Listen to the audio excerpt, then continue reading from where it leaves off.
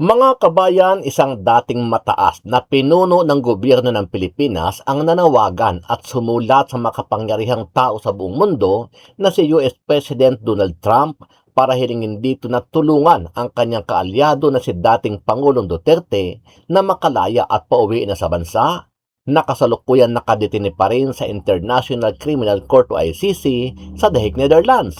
Sa kanyang open letter kay Trump, iginiit ni Belhica na may kakayahan ang justice system ng Pilipinas para resolbahin ang kaso laban sa war on drugs ng dating Pangulo. Sinabi pa ni Belhica na maharap ang Pilipinas sa malalaking suliranin tulad ng droga, korupsyon at pagtatanggol sa teritoryo sa West Philippine Sea na inihalin tulad nga sa mga hamon na kinaharap ng Venezuela.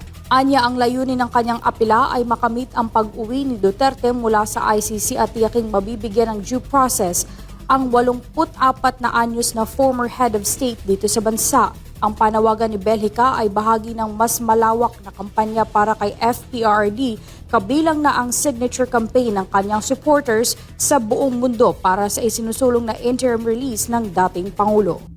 Samantala, umaani ngayon na iba't ibang reaksyon mula sa taong bayan ang naging pahayag ni dating DOJ, Secretary at ngayon ay Ombudsman Boyeng Remulla.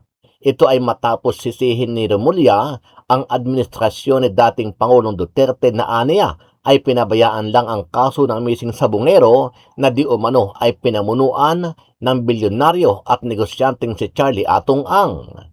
Sabi ni Remulla, hindi gumalaw ang Senado sa pangunguna ni Senator Bato para bigyan ng aksyon ang nasabing kaso ng missing sabungero kung saan ay halos mahigit 30 katao ang nawawala at pinaniniwala ang pinaligpit ni Charlie Atong Ang. Noong nangyari ito, April 2021 ba? April 2021 to January 2022. Walang gumalaw niyan sa gobyerno na yun. In the Duterte government, nothing happened. And the Senate investigations were not very, very comprehensive, if you think about it. No? So it was really difficult to start. It is a case of public interest, extreme public interest. Kaya tinuloy-tuloy namin ang pag-iimbestiga. Kasi kahit masettle lahat yan, tandaan natin, ang Estado dapat hindi nagpapasettle. Ano ang masasabi mo dito, kabayan? Sama-sama nating panuorin ang buong video at pakicomment nyo po ang inyong mga reaksyon at sariling opinyon. Nanawagan si former Anti-Corruption Commission Chairman Greco Belhica kay US President Donald Trump nang tumulong na mabawi at maibalik sa Pilipinas si dating Pangulong Rodrigo Duterte na kasalukuyang detainee ng International Criminal Court o ICC sa the Netherlands. Sa kanyang open letter kay Trump, iginiit ni Belhica na may kakayahan ang justice system ng Pilipinas para resolbahin ang kaso laban sa war on drugs ng dating Pangulo. Sinabi pa ni Belhica na maharap ang Pilipinas sa malalaking suliranin tulad ng droga, korupsyon at pagtatanggol sa teritoryo sa West Philippine Sea na inihalin tulad nga sa mga hamon na kinaharap ng Venezuela. Gayunman, hindi naman hinihiling ni Belhica na arestuhin ng Estados Unidos ang kasalukuyang Pangulo ng Pilipinas kagaya ng ginawa kay Venezuelan President Nicolas Maduro. Anya, ang layunin ng kanyang apela ay makamit ang pag-uwi ni Duterte mula sa ICC at tiyaking mabibigyan ng due process ang 84 na anyos na former head of state dito sa bansa. Ang panawagan ni Belhica ay bahagi ng mas malawak na kampanya para kay FPRD, kabilang na ang signature campaign ng kanyang supporters sa buong mundo para sa isinusulong na interim release ng dating Pangulo.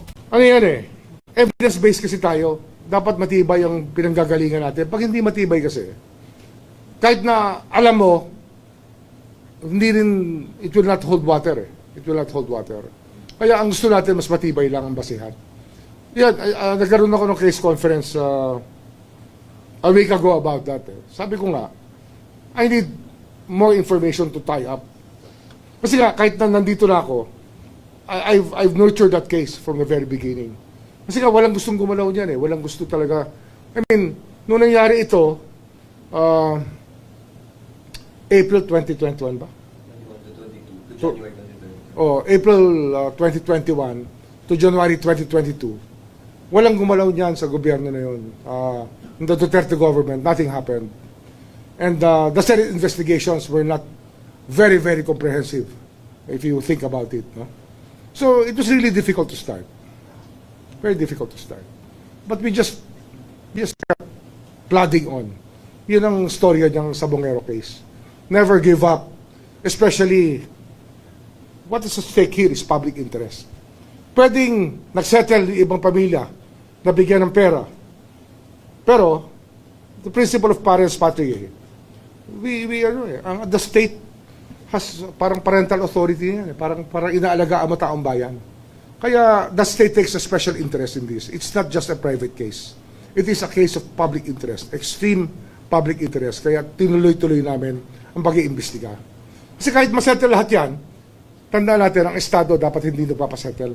Kasi public interest case. Maaaring kinundinahan ng Makabayan Black lawmakers ang deklarasyon ni Pangulong Ferdinand Marcos Jr.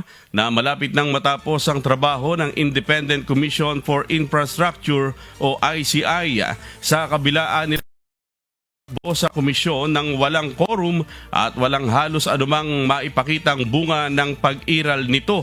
Git pa ng mga mambabatas mula sa simula hanggang sa dulo, palabas lang ang ICI. Hindi rin anila ito binuo upang imbestigahan ang matinding korupsyon sa mga proyektong pang-infrastruktura, kundi dinisenyo upang magpakita umano ng ilusyon ng accountability o pananagutan habang pinoprotektahan ang mga tunay na responsable sa pandarambong ng bilyong-bilyong pisong halaga ng salapi ng mga mamamayan. Nakabalik na ng Pilipinas si former Department of Public Works and Highway Secretary Manuel Bonoan kahapon ng umaga January 18. Ayon sa ulat ng Bureau of Immigrations, sakay si Bonoan ng China Airlines mula Taipei, Taiwan at lumapag sa Ninoy Aquino International Airport. Samantala, nahaharap ngayon si Bonoan sa mga panibagong aligasyon na may kinalaman sa mga irregularidad sa flood control projects ng ahensyang dati niyang pinamumunuan. Nitong nakaraang linggo, isiniwalat ni Senator Panfilo Ping Lacson na sinadya umano ni Bonoan na manipulahin ang mga grid coordinates ng ilang ghost flood control projects na nakatala sa sumbong sa Pangulo website. Si Attorney Yusek at Attorney Claire Castro sinampahan po ng kaso ni Congressman Lian Liviste at hinihingan po ito ng 110 million na civil libel case. Sa tingin nyo, tama lang po ba yung ginawa ni Congressman Lian Liviste? Hindi ko alam kung ano yung sinampa, pero marami naman silang flood control. Marami yung pera yun, kaya niyang bayaran. Sa tingin nyo po, kayang-kaya. Kayang-kaya. Bayaran ni Attorney Claire. Kayo po sir, di ba, madalas din yung pong medyo nababanggit itong si Yusek Claire. Sa tingin niyo po ba talagang itong si Yusek Claire ay isa sa mga dahilan kung bakit itong administrasyon ni Marcos talaga naman nagkakaroon ng ganyang trust rating na -3? Kasi nung araw, against Marcos yan, dami ng banat, walang alam, dami siya sabi. Tapos, nung inoffer yung posisyon, may budget sila 2.4 billion, bumaliktad kagad. So, anong kredibilidad niya ngayon magsalita na para kay Marcos? Siya binabanatan, masamang tao yan si Marcos, masama, biglang mabait si Marcos. So, walang credibility yung mga taong ganyan. So, sa tingin nyo, Manong Chavit, yung 2.4 billion napunta sa kanya. Posibleng napunta sa kanya. Ang budget nila sa opisina nila. Ewan ko kung meron din allocable. Dahil Ano yun? Isang taon o yun ang talagang buong budget hanggat budget nila yun. sa kabuuan? Isang taon yun, sa isang taon. Isang taon. No? Aba, malaki pala, 2.4 billion. Magkano kaya kay Auntie Claire doon? Yung iba pa sweldo nun. Iba pa sweldo. Paano ka babaliktad agad? Malaki usapan. So, yung sinampang 110 million, kaya panis. Kayang-kaya. Kayo po, Manong Chavit, kayo, nakita nyo na po ang maraming presidenteng dumaan. At nakita nyo na rin po yung klase ng mensahe ang binibigay ng mga administrasyon. Sa tingin nyo po ba itong administrasyon na ito, tama lang ang kanilang mensaheng binibigay sa tao? O ano ang mga pagkukulang na sa tingin nyo sana'y nagawa nila para at least medyo yung mga tao naman ay maging kumpiyansa sa gobyerno? wala nang kredibilidad ang presidente dahil ang survey sa kanya, negative 20 na eh. So, hindi totoo yung mga sinasabi na nakagawa siya ng 5,500, more than 5,500 na flood control project. Ni isa, wala akong makita eh. Nag-iimbestiga kami sa iba-ibang probinsya. Wala yung 5,500 na sinasabi niya. So, inumpisan nila yan, paggawa ng pera, 23, 24, 25. Na pinakamalaki na 25.